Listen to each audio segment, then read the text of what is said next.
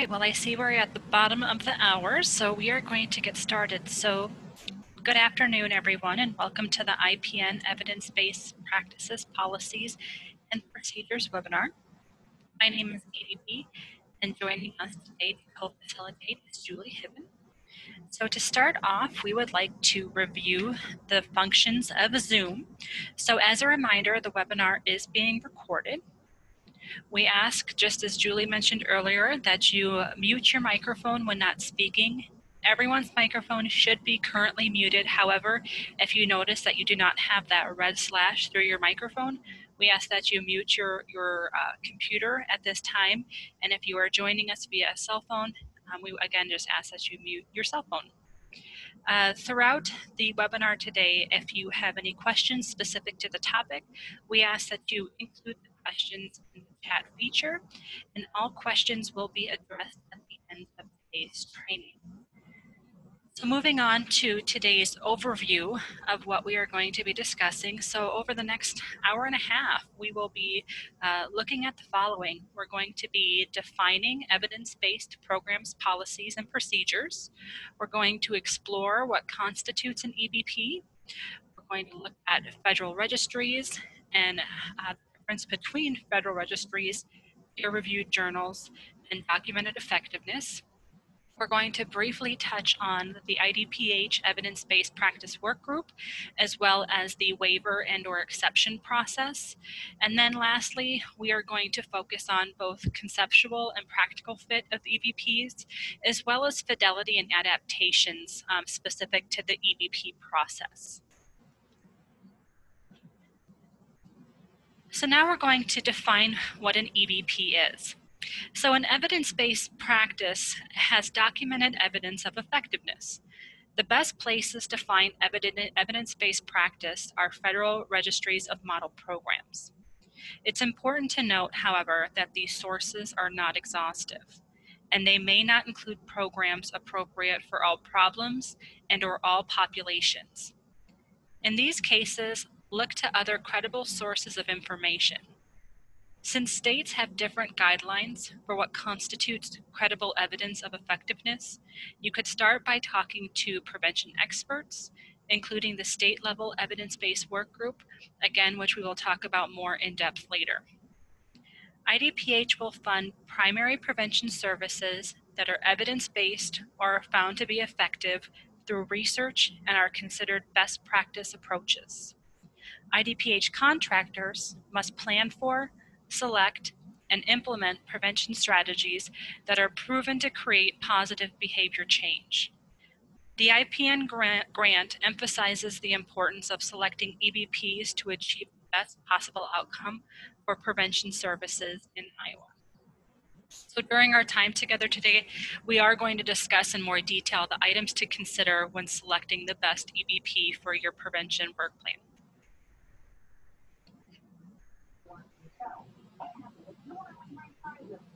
As a reminder, if you haven't done so already, please mute your line. We were getting a little bit of background noise.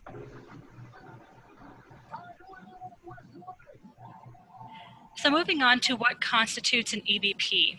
So each of the three definitions included on this slide helps identify programs appropriate to targeted needs, and each has its own advantages and challenges. Prevention planners and practitioners must be prepared to consider the relative adequacy of evidence when deciding to select a particular prevention program to include in their comprehensive community plan. The three categories we will focus on are making sure an EBP is included in federal registries of evidence-based interventions, reported with positive effect on the primary target outcome in peer-reviewed journals, and there is documented effectiveness to support that EBP is a good fit within your community. So Julie will now discuss these three categories in more depth. All right, good afternoon. So I just want to say that before I start that some of this information is a little heavy. So please know that this is kind of a higher level overview of some definitions that SAMHSA has given us. And we will be providing you with additional resources that you can dive into on a deeper level at your agency once you've gone through this training today. There are some really great resources that we've leaned on over the years, and that's where much of that information that you're going to be viewing and hearing today comes from.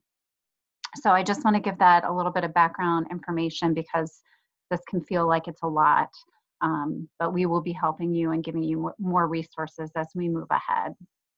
So as Katie mentioned, there are a couple of different components or areas that we lean on when we're looking at whether a program is considered an evidence-based program or not. And one is federal registries. And there's some really great things about federal registries.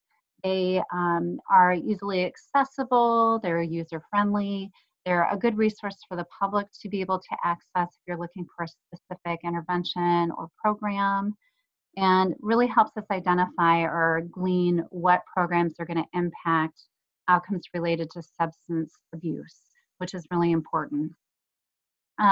Also help us focus in on those risk factors and increase those protective factors as we noted in our last webinar.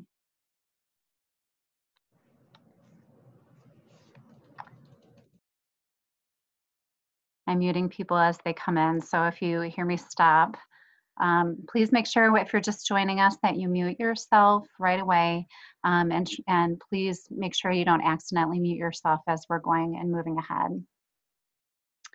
So many registries, there are a variety of different registries available out. You can access several different types. Some are more focused on juvenile justice issues. Some may be more focused on HIV or AIDS. There's just a variety that you can really lean in on depending on the topic you're wanting to focus on. And most all have a criteria to assess effectiveness. Usually they have some kind of quality score that they utilize, and then really that is just a way to determine the strength of the evidence of a program. And so sometimes we have to dig a little bit deeper into the registry itself. We can't necessarily just always take the information at face value. Some of you remember NREP. That was the National Registry for Evidence-Based Programs and Practices. That was a registry that SAMHSA had supported for many, many years, that recently they decided to go in a different direction and now has a resource center instead. But that was kind of a challenge of NREP, is that sometimes people didn't dig into the background of the program. They didn't look at the evidence well.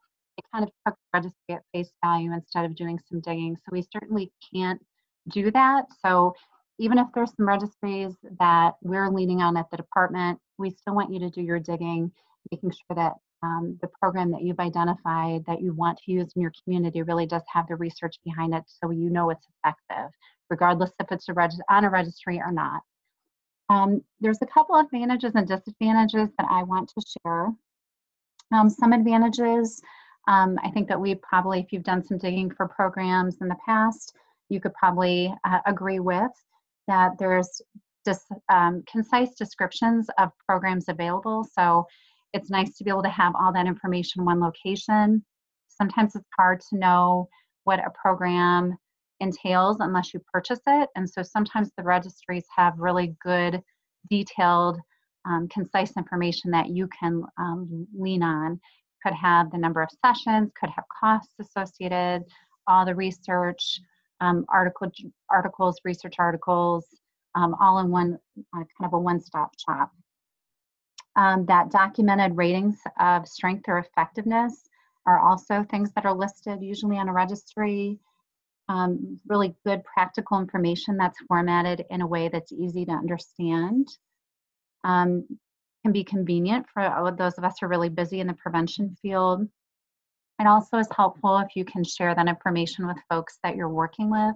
I know when I was in the field, there were many times that I would send a link to someone I was working with, a superintendent, a principal, a teacher, to help them understand all the details of a program. And so it's nice to be able to share all of that information in one spot. And then also then just lastly, it helps you identify programs that you want to implement. Some challenges are, there really are, depending on the registry and depending on the topic, there could be some limitations when it comes to the number of programs available, depending on how they're selected. There could be some, at least the registries that we tend to lean on really focus on school-based programs and community-based programs. There aren't a lot of registries that I could find that have more environmental strategies or policy and from interventions available. So that kind of causes us to do some more digging at the state level to provide you with those details. Sometimes registries don't always update their information. And so that's where we as prevention professionals need to do some digging and making sure that the evaluation studies that or research studies that are available to back up why a program's listed have been maybe are more recent, or there have been more recent studies done. So that's important too. And then sometimes there's confusion amongst registries.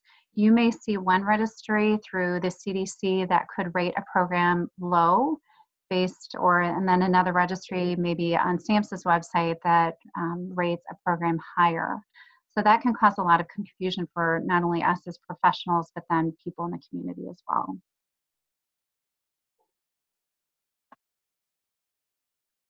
Another component that we take a look at are peer-reviewed journals. And we're thinking about peer-reviewed journals in the way that if a program is not listed on a registry, they are listed in a peer-reviewed journal. So a couple of things to keep in mind when we're thinking about peer-reviewed journals. This is really research that's been publicized. And we want us to be thinking about programs that have more than one research article available. I think that's really important, that we can't just lean on one resource or one study when we're thinking about a program that we want to implement. And so it's best if you can utilize or find a variety of research to show the effectiveness. And sometimes you'll find articles out there that will show that a program maybe didn't have any impact, or a small research study with a very small sample size from a more urban location. So those are all things that we need to take a look at when we're deciding whether we want to use a program or not. So we also need to be thinking about all the available research, like I mentioned before, to see what strengths and challenges an EBP really does have. And there's also some advantages and disadvantages to this type of criteria. One is that sometimes, or one advantage is you can at least, you have some research to show the effectiveness. That usually in an article, they're going to give you some good details. There's some good information that you can utilize, hopefully, to implement the program. And then you can use that to show that the program actually does work. You also have access to who wrote the research article. I know in the past when we were starting up some grants, I would reach out to authors of articles to ask them for more information or to ask them questions. And so that's another real true advantage. And then sometimes, like I had mentioned before, that the information included in the articles can be really helpful to us as prevention professionals, that there could be some core components that are noted that really would be a key item for us to focus in on. So all of that information can be really helpful. I think the biggest disadvantage to peer-reviewed journals is that we are not researchers or evaluators. Some of us may be more curious or really interested in those topics than others, but sometimes it's hard to know if the results are things that we should really be leaning on, or articles may be confusing. And so that's when we would really encourage you to lean on maybe a coalition member. If you have an evaluator that you've worked with in some of your past projects, you can contact the department. In fact, I just received a research article last week, and it was from a group that I'd never heard of before. And so I sent it around to some folks within our department, and they hadn't heard of this group either. So we decided we would not pass it along. So sometimes you have to have some of those discussions internally to really decide if that's something you should be utilizing or not. And we can certainly help you with that. I will say there are a variety of components that I'm not going to go deeply into to help you understand or to assess whether the evidence provided in a peer-reviewed journal is really helpful or effective. And a lot of it is kind of more focused on kind of evaluation and research. And so those will be components that we share with you after this call. Like I said, there's some really good resources that SAMHSA created a few years ago that walk you through all these steps. But you don't have to do all of this work alone either. We can certainly assist you. But no, there's some more details. I'm just not going to dive into them deeply today. And then the last component is the documented effectiveness. So if a program isn't in a registry, if it's not been listed in a peer-reviewed journal, this may be another component that we take a look at. We have to be a little bit cautious with this category because a program may not have gone through the same level or scrutiny as programs that have within a registry or that have been listed in some kind of research article. So please keep that in mind. And then also the burden of proof sometimes lies on us as prevention professionals. So we may have a program that we've utilized for many years and we believe it's effective, but you have to also ask why then, if it's effective, hasn't it ever been studied further, or why isn't it listed in a registry? Sometimes we know because there's a lot of cost associated with that. But if it's not a program that you're familiar with, or it's a program that's been created by an agency, those are some questions that you have to ask yourself. There are 4 guidelines that should be met if you want to use a program within this documented effectiveness category. It needs to be based on a theory of change that is documented in some kind of conceptual or logic model, that there are similar interventions or programs that appear in registries or in peer-reviewed literature. It's supported by documentation that has been implemented in the past and implemented multiple times, and reviewed and deemed appropriate by a panel of prevention experts. And so at IDPH, Katie is going to talk about this in a little bit, we do have an evidence-based practice work group, and we have folks on that group that have experience in prevention science and prevention research. And so eventually, once we get some next steps in place with all of you, there is a program that you feel like falls into this category that you want to utilize.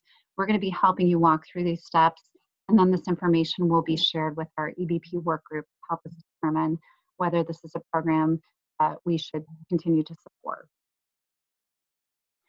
There are some advantages also with this category too. And one is it gives an opportunity for programs that, because of cost or a variety of different issues, that aren't on an EBP registry or haven't been researched in an article, to be utilized. And we all know that there are programs that all have to start somewhere. So it gives an opportunity for that prevention practice to be able to try out some programs that we don't know work. So that is one advantage. And then it provides opportunities to prevention professionals, like I said, to try something out, to utilize a program that maybe they've created locally. And there may be times where we have to use documented effectiveness if there is limited research or resources with a specific substance, which we know has been the case, with opioids. We're still kind of learning as we go.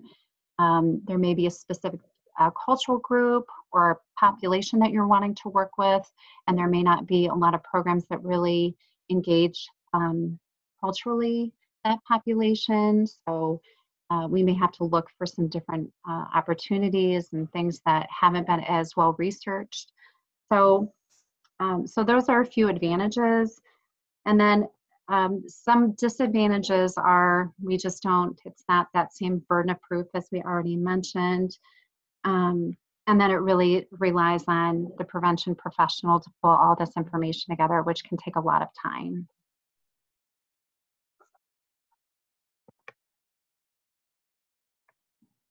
All right, so now we're going to talk about national registries, and this list probably looks very familiar to everyone on the call today.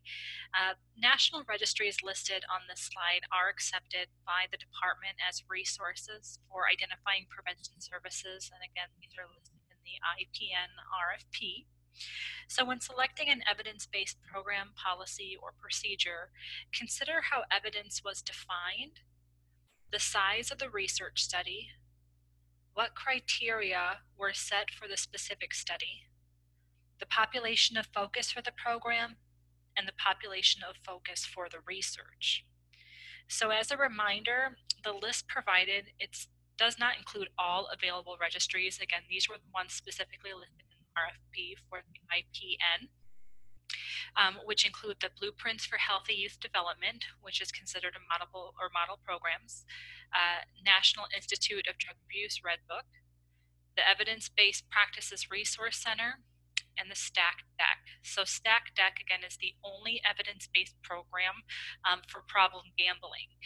So when I was listening to Julie just a few moments ago talking about documented effectiveness, we know that there are areas of growth for some of either the topics that are being addressed during this grant, as well as when you look at programs across the lifespan. So again, it's important that we look at the federal registries, the peer-reviewed journals and articles, as well as programs with documented effectiveness.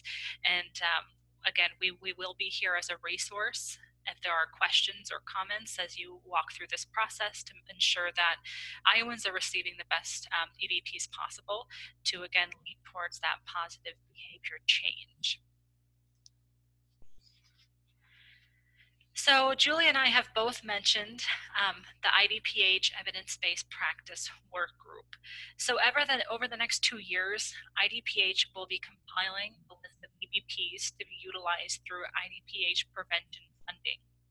And the group assisting with this process is the Evidence-Based Practice Work Group, which membership includes well-qualified prevention researchers who are experienced in evaluating prevention programs, local prevention practitioners, and key community leaders as appropriate. So in a high-level overview, the following items will be addressed by the work group, and these are also included in the 5-year prevention strategic plan. So one of the items that's going to be worked on is developing a resource guide, again, really looking at what are the evidence-based programs, policies, and procedures that are going to be the best fit, and again, making sure that they adhere to those guidelines, whether it's the registry, the peer-reviewed journals, or have adequate data to support the effectiveness for documentation.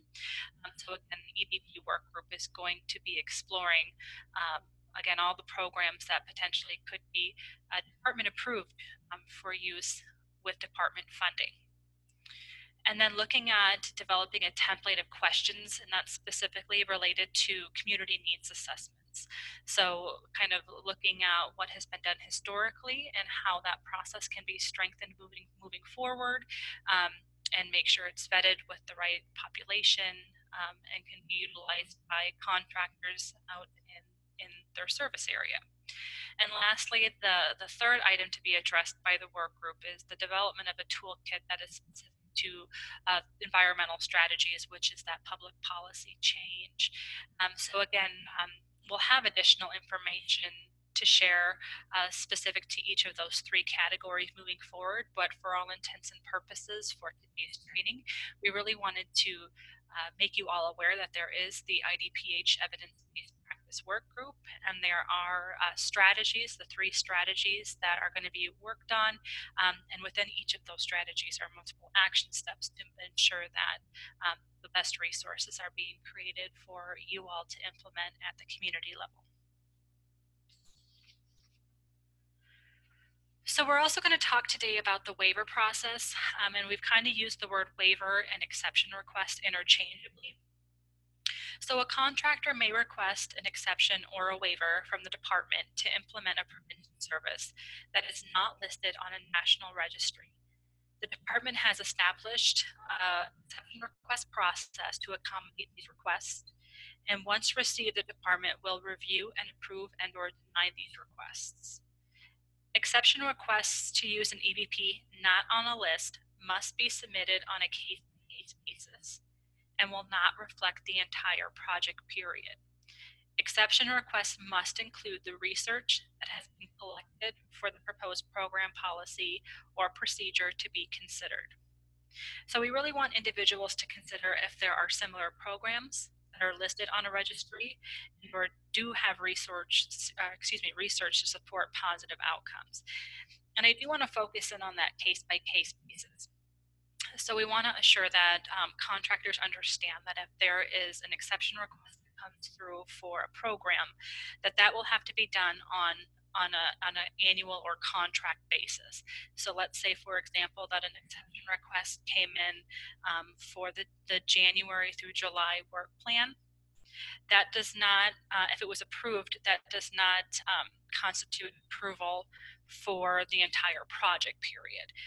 So if you have any questions about the duration of an exception request, please feel free to reach out to the IPN Help Desk and we'll provide additional clarification, but consider those approved on a case-by-case basis. When selecting an evidence-based program, policy, or procedure, we want to consider conceptual fit. So is there a good conceptual fit for the community? So an intervention has good conceptual fit if it directly addresses one or more of the priority factors driving a specific substance misuse and or problem gambling issue, and has been shown to produce positive outcomes for members of the target population. So we would encourage you all to ask yourself, when it comes to conceptual fit, will this intervention have an impact on at least one of our community's priorities, risk, and protective factors? So again, moving forward, thinking about whether or not EVP is a good fit for your community or your service area, thinking about that conceptual fit. In addition to conceptual fit, we also want you to be thinking about practical fit. So an intervention has good practical fit if it is culturally relevant for the population of focus, the community has the capacity to support it, and if it enhances or reinforces existing prevention activities. So again, the question to ask when thinking about practical fit is this intervention or EVP appropriate for our community? So this is one area where capacity building is vital to the success of prevention services. Stakeholders within the service area will be able to help agencies identify services that are going to be the best for their community, both looking through the conceptual fit lens as well as the practical fit lens. So let's look more at fidelity. So over the next several slides, we will be discussing both fidelity and adaptations of evidence-based programs, policies, and procedures. So to start this off, we are going to focus on fidelity, which is the degree to which a program or practice is implemented as intended. So there are multiple items to consider when preparing to implement an EVP.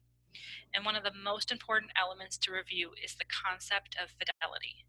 So Julie is going to walk us through some of the items to consider. Okay, so we're going to talk, as Katie said, more about fidelity, and I really like this topic. I think it's very important, and I will be honest that we've learned a lot about fidelity and prevention over the past probably 5 years, and I feel like this is a concept that I'm constantly learning more about, but it's vitally important. I think this is something we haven't really maybe delved into enough within our work, because we focus a lot on the programs, making sure that we have programs, that we're implementing the programs, but how do we know that the programming that we're funding, that we're supporting, that we're implementing is being done in the best way possible?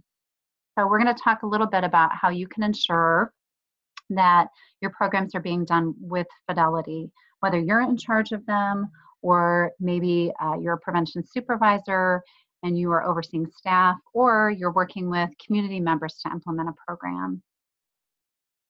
So in order to ensure fidelity, we want to establish support of anyone that we're working with to implement a program. It could be school administrators or faculties. We really want, or prevention professionals within our agency. We want everyone to understand the importance of fidelity, why we want to implement programs or policies in the ways that the developers intended them to be implemented. Very important. If you're working with a school district and maybe some teachers are implementing some specific programs for a project you're working on, you really want to sit down with them and come up with some specific information about the importance of fidelity really from the get-go. We want everybody to understand why we want a program to be implemented in a certain way, because that's where you're going to see the best impact. And we don't know if the program is providing us with the results that the research shows if we're not implementing it in the way that the developer intended. We also want to allocate resources towards training. This may be, maybe you have someone that's maybe a little bit resistant to the program. You may have someone who doesn't think that they need to be trained. Many of our evidence-based programs do require some training before you go out and implement.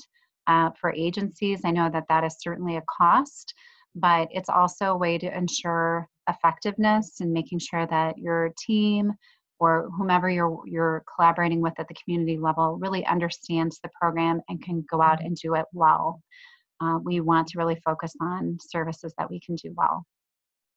So training is a really effective way to get that done. We also want to provide assistance. So whether we're a prevention supervisor and providing assistance to our team members, whether we're working with a coalition who's trying to implement a program or a policy, a practice, or we're working with a school district with some teachers who are implementing a program, we want to be able to show them that we can be a good resource for them when they have questions about a specific program. Seek answers, input, and recommendations from the program developer if there are questions. If you have questions, concerns about something, if there's confusion about something, don't be afraid to reach out and seek that input. It's much better to ask than not to know. Collaborate. We want to make sure that we're collaborating with other organizations to implement the curricula and develop implementation support resources. So if there are a couple of different prevention staff or there are a couple of coalition members that are all working together to implement one program, making sure everybody's on the same page about how it's being done. It goes back to that training component. So we really do want to collaborate and work together. We also want to establish protocol for documenting feedback or issues related to implementation. I think this is something that we struggle with a lot in prevention. Prevention supervisors are often very busy and they're often doing their own direct service. So that maybe they don't have time to go and shadow their staff who are implementing a program. But I would encourage you to do that, to make time to do that, to go out or to set up some kind of process within your agency so there can be that fidelity checking happening. There are some programs that even have a fidelity check process included. So you would go out and sit in the back of the room and watch somebody present and then give them feedback on their presentation. And it's not about a presentation style. It's not about them as not personal. It's about ensuring that the core components of a program or a policy are being implemented well. So it can feel a little bit intimidating. It can be challenging if you're working with a community member or teacher, but there are ways that you can provide that feedback that won't put someone on the defensive. And then, and then along with the protocol is also making sure that you have set up some kind of process within your agency or with the group that you're working with about how often you'll check fidelity. and then how you'll review those results. So whether you're doing that quarterly or twice a year, I would recommend that you don't do anything less than twice a year, because if you wait till the end of the year or a school year or grant year to actually check fidelity, and there's been major concerns about a program, you won't have time to address those. So at least twice a year. If you can do it more often than that, that's best. And then doing some follow-up. So what are the challenges with the program? Are there some consistent themes that you're seeing? Is there more training needed? So making sure that you're looking at the results of your fidelity checking and then figuring out how you can make the program stronger. So I mentioned this a little bit already, that we really need to set up a process for monitoring fidelity of our programs. So it may feel like it's maybe a lot of overreach or oversight, but it's actually a way that that can be a staff development resource or a community development resource. It's all in how you frame the fidelity process. So it really gives an opportunity for positive feedback. It gives an opportunity for growth as a professional. And like I said, we want to make sure that we're implementing programs the way that developers intend them to be implemented, and it's not personal. We can identify potential problems with a program before they get so out of hand or before the grant year is over. I can give you an example in one grant that I've worked on in the past, that there was a community professional that was implementing a program for a prevention agency, and some fidelity checks happened closer to the end of the school year. And what was discovered was the teacher, this community professional, was not implementing all the sessions of the program. That the person implementing decided that maybe some of the sessions weren't really that relevant and decided to do half the program. So if you set up a fidelity process at the beginning and making sure that whoever you're working with, whether it's internal or external to your agency, if they understand the importance of how we're doing the work and why it's important, it really kind of lays the foundation for how successful the program can be. So even if you're not there with that person all the time overseeing their implementation, because none of us can do that, you're setting the stage for success, making sure everyone's on the same page and they really understand what successful implementation means. And it is an opportunity to head off those problems before they get too out of hand. And then it also helps with assisting outcomes or interpreting outcomes. You know, if you're getting some outcomes that maybe aren't so positive, is it connected to the fidelity process, or have there been some challenges with the program? Can you look at all those components as a whole and figure out maybe where the true issues are?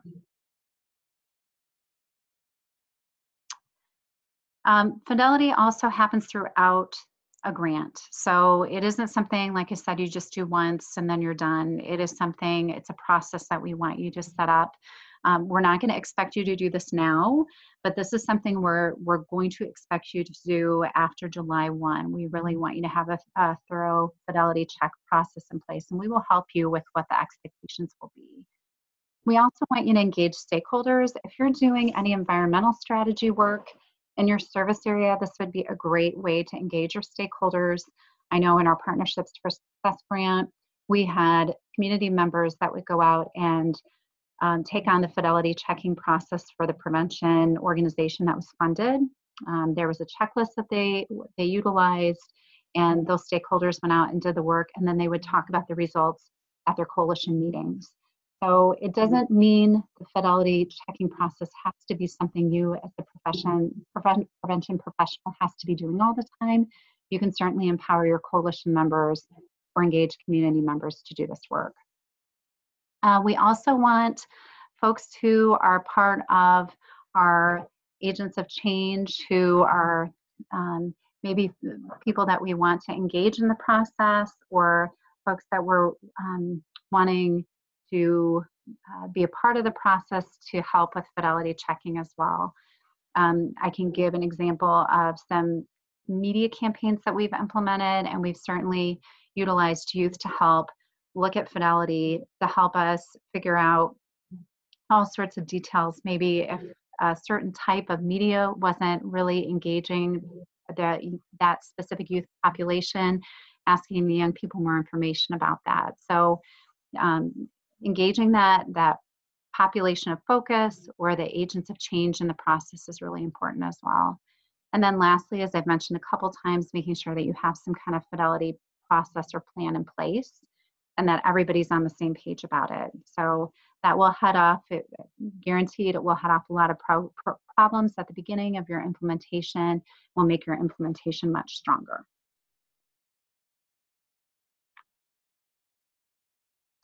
So a couple of considerations just to take into account when it comes to fidelity. And some of these I've mentioned a little bit already, but fidelity helps also retain core components. So you may have a program that has very specific components that have to be implemented. This happens a lot with environmental strategies, that there are core components you have to implement. It makes sure that everyone is honed in on those core components and that you have a good process in place for making those happen. Another fidelity consideration is it helps build capacity. If you have to go and meet with school personnel about a program and you're talking through with them about fidelity processes, that's going to strengthen capacity for the program as well, if you're getting everybody on the same page about it. And capacity building is something you continuously have to do when you're implementing a program anyway, but the fidelity process, I think, will help strengthen it. Also, when you're thinking about fidelity, we want you to add rather than subtract. So there are times where prevention professionals have contacted us and said, we would really like to add this one component because the school is wanting us to focus in on this because it aligns with whatever they're doing in the school at that time. If you contact the developer and they have no problems with that and you've run it through us, then that would probably be okay. If you're eliminating lessons, if you're eliminating core components, that's when we don't know if the effectiveness is going to be there. So those are things that we need to talk through. It's much easier to add rather than subtract. Another consideration to think about is sometimes we have to add in cultural adaptations. If there's a group that you're working with, that is something we want you to consider, that maybe some of the language needs to be changed or some of the activities need to be changed or core component may need to be changed. Those are things that you run through us and the developer of the program, and we're happy to walk through it and talk through those. Those are things we want you to be thinking about. And then consulting the experts, so the developers of the program, researchers, anyone that has their hands in knowing the effectiveness in the program, certainly consulting them and asking them those questions. There's nothing wrong with that. We'd rather you do that. So adaptation is, hold on just a second. So adaptation is something else that we want you to be thinking about. I like the term planned adaptation. This is all about how much or in what ways a program or practice is changed to meet local circumstances. So adaptation and fidelity really do go hand in hand. So some of you will decide that you want to use a program that's meant for 8th graders with 6th graders.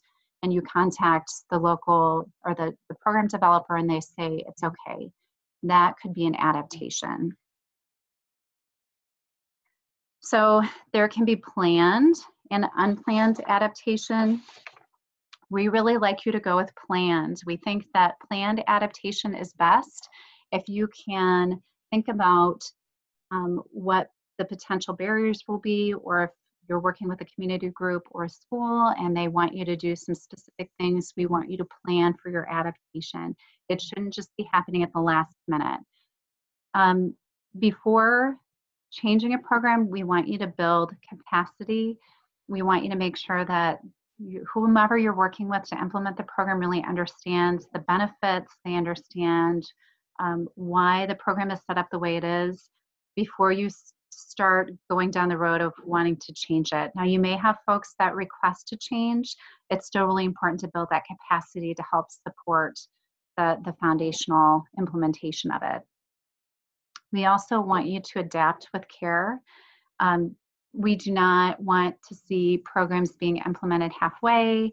We don't want to see programs with core components being removed, or programs being implemented with different age ranges without approvals.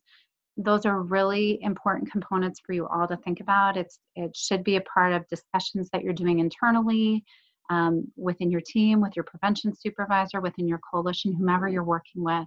We really do want you to adapt with care, because it really could impact the effectiveness of the program, and then we don't know if it works.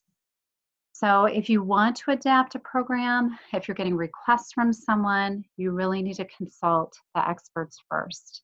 And so that, we think, is really important. Contacting the developer, getting some more information, and then certainly contacting us, and we can talk you through the process of that planned adaptation. So adaptations should be researched. So once again, do you know specifically the core components? Do you know the age ranges the program should be implemented with? You know, those are all really important key elements for you to be in the loop about. Adaptations should be planned. So once again, making sure that if you're working with someone who wants you to do some adaptations based maybe on some cultural changes, or maybe some limitations in a school, maybe there's a school that only has 8 sessions available and a program is 11 sessions, you want to be thinking about that way ahead of time and doing some digging, some research, and contacting us before you even agree to any of that. We want you to contact us to see if it's approved. And I will let you know, if a developer tells you it's okay to do it in a certain way, we may not tell you that's okay, or we may not approve that. It will really be up in some cases to our evidence-based practice work group, or it could be up to our monitoring team.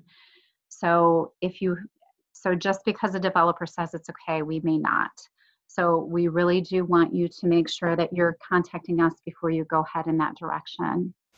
And then lastly, if it is approved, that you document the process well. In case you're audited, in case SAMHSA comes and says, hey, we noticed that you're doing this program with 6th grade and it's really intended for 8th grade, show us your documentation, and you've got that on file at your agency. So here are some examples of adaptation. You're probably familiar with a lot of these. So abbreviating a program, so that could just be shortening a program because of A, B, and C. You don't have enough time. The school's maybe taking care of one specific type of lesson. Eliminating, you're maybe making the whole program shorter. Abbreviate could be also shrinking the time frame of the specific lessons. There are some programs that have are pretty clear about implementing a session within an hour or within a class period, and maybe there's a school that doesn't have that much time. Eliminating is really about just shortening their program. It could be eliminating a core component, it could be eliminating a lesson. Reorganizing, it could be changing the lessons around, and that could be based on a request or whatever a community group or school is doing currently. Supplementing, so maybe you're adding in some additional information based on a request. You're adding to, you're not taking away. You're adapting for culture, so language, change in activity, adapting for developmental influences. So that may be you're implementing a program with a younger age group. You may have to tweak some of the components. And then capitalizing on participant strength. And so maybe you're engaging participants to help facilitate a program. And maybe that's different than the way that the program has been laid out, or that could certainly be the case for some environmental strategy work. your participants are part of that process. So those are just a few examples. There are likely many more, but we just want you to be in the loop about adaptation and fidelity. We feel like that's really important components. I could talk about these all day. I will not. But I feel like they're very important components of the work that we do in prevention. If we don't have strong fidelity policies, then we may not know the good effectiveness of our programs. So that is a lot of information in a very condensed amount of time.